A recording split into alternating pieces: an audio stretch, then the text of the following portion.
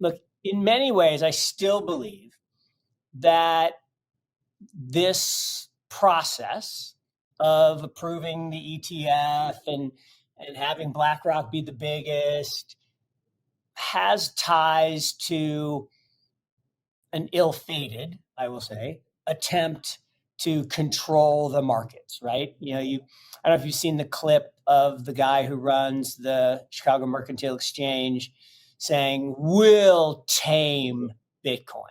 Like, you will not tame Bitcoin. Yes. Look, and the reason he says that is for years, any commodity that has futures has been subject to manipulation. Yeah. Right. If in the old days, if I had a barrel of oil and I wanted to sell it to you, I actually had to have title to that oil. I had to be able to go produce that actual barrel of oil, deliver it to you. You had to have facilities to take delivery, and we could have a transaction. And then they created the world of futures. And now I can create a paper barrel of oil out of thin air. Like, literally, there doesn't have to be any oil. Actually intelligent.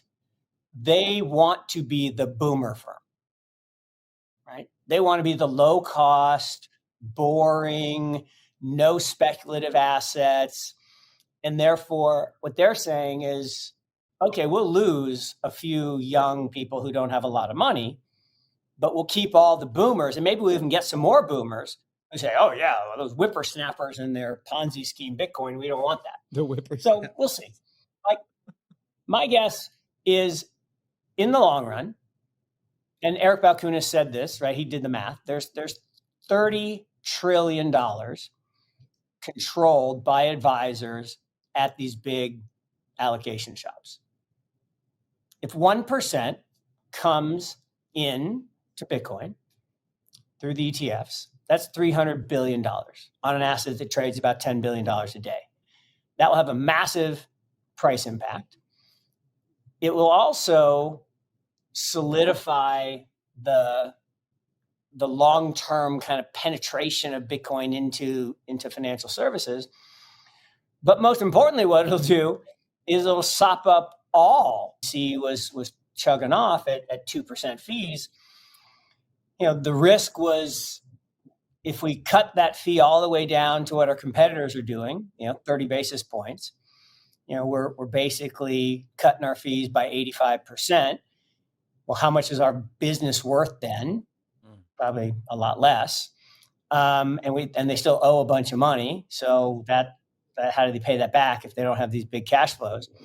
So I think it was a good business decision, because anyone who bought in early, in low single digit prices, and is now looking at a $35 price or $36 price, no way you're going to sell that to save 120 basis points. You're just not, because you're going to have to pay taxes, and you're just not going to do it.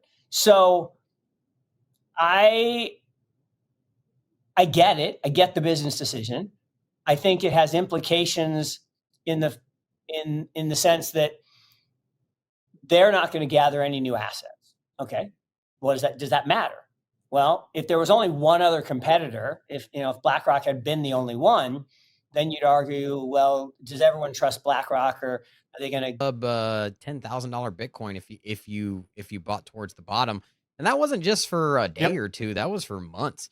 But I wanted to ask, because you're a little bit more plugged into institutional environment, and we've heard multiple times that institutions are going to come in with the Bitcoin ETF, but they move slow. And do you think that what we've seen so far is, because we're at a net positive inflows on this ETF of $1.7 billion over just over 2 weeks, if that's even with all the grayscale selling. Now, do you think that institutions, hedge funds, money managers, retirement accounts, have they started getting a position in on Bitcoin? Do you think that's some of the money, or do you think that's still yet to come here in the near future? Teeny tiny. I mean, it started, but it's the very, very tip of the iceberg, or that's probably the wrong analogy, but it's the very beginning of a wave. Think about of a commonplace thing. Hedge funds have been around. Most of them were using the futures. I think they're going to migrate eventually to spot. Now, some of them are sophisticated and they've already been in spot directly. They're probably not going to change. They've got Bitcoin base accounts. But there will be lots and lots of other mutual funds, other ETFs, brokerage firms that integrate this. And there are institutions too, right? If Merrill Lynch, Bank of America Merrill Lynch changes their mind, which I think they will, and says, all right, we're going to include this in our model portfolios, it could go into lots and lots of products across their platform. And, they're a big institution. You've seen Franklin Templeton go all in, Fidelity certainly all in, big institutions. Schwab eventually. LPL, I think they'll eventually change. I think they didn't ban it. They just said we're going to wait 3 months. Okay, fine. But 3 months from now, that'll start. Like I said, there's already smart money in it. People like, ever roll back the chain? I said, I didn't say you rolled back the chain. I said people tried to put in transactions. They went out into the world. They didn't settle. They got vaporized, right? I mean, whatever. It doesn't matter what word you use. They didn't say, oh, well, you could have resubmitted them. Well, yeah, but if I didn't know it didn't settle, why would I resubmit it? It's like I make a payment. I expect it to go through. So that was concerning to me. So in September last year, this nice young guy, instead of bitching and moaning at me on Twitter like most people, he said, hey, let me show you what we've done to fix it. And we did a Zoom, and he's a nice guy from the Netherlands, and he showed me technologically what they'd done. And it was fun. He actually gifted me markyusko.sol, which I thought was kind of cool. Oh, cool. So I have that address, and he showed me, using the Phantom wallet, how quickly and cheaply I could send USDC around the world. I thought, okay, that's pretty cool.